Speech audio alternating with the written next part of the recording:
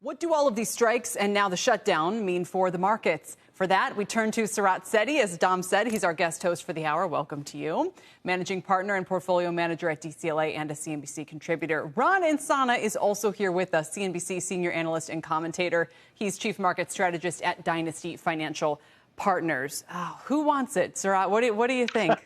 What do you think? I think in the short term, it's a wait and see. Yeah. But as this extends, you've got a lot of headwinds going on.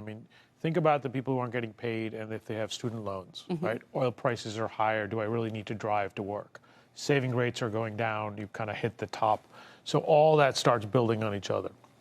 So you kind of get the multiplier effect going in reverse. And then the feds kind of look at this and say, what data do we really use anymore? Because it's not really representative of what's going on. Do you think November's out the window at this point? Like there's no, and it's interesting, if one of the last reports they get was the PCE this morning showing cooling core inflation, it feels like that's just going to add to this idea of better safe than sorry and wait. Yeah, and then if demand starts slowing down because of something like this, I think you're going to have that kind of naturally fall into place.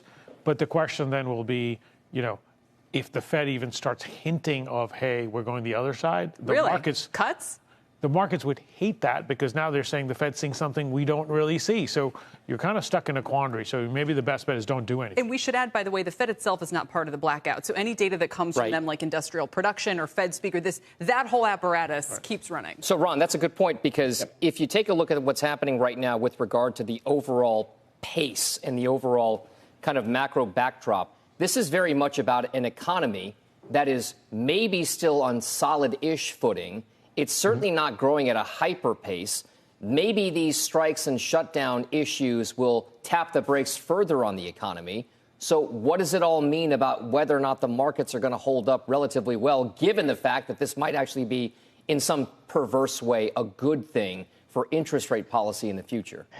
Yeah, I'm not so sure about that, given what New York Fed Chair John Williams said today, or President John Williams said today, saying higher for longer. It's, my good friend Dan Niles stole my thunder a couple of days ago. I was going to write a piece about having gone Goldilocks 3 months ago and now facing more than three bears. He used that yesterday, I believe, on CNBC. That's pretty good. Look, we have more than three bears. We have a shutdown. We have strikes. We have the Fed staying higher for longer.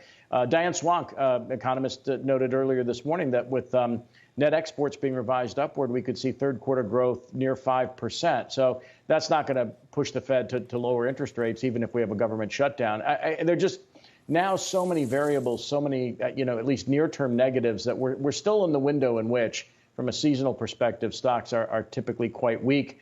So I don't see that changing in the next couple of weeks. We're going to need resolution to a lot of these problems before we can make any, clear-eyed statements about where we go from here. Quick shout out to Nancy Lazar, Ron, who was talking about the three bears before they have kind of started to materialize here. So there's been a sense that, Q4, to quote Goldman, might be a pothole.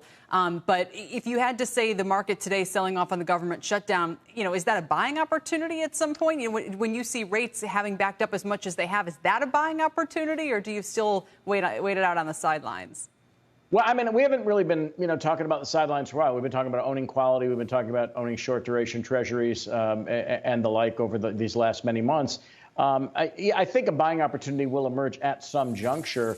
And maybe it's going to be, a quasi-crisis-induced moment in the month of October for whatever reason.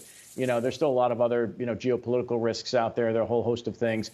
October is typically a month to a bottom, at least from a seasonal perspective. And maybe the Fed's not going to stay higher for longer if something emerges that's kind of spooky. I think it's a tough call here. This is not the easiest environment in which to make, I think, blanket statements about the economy, the direction of stocks or interest rates.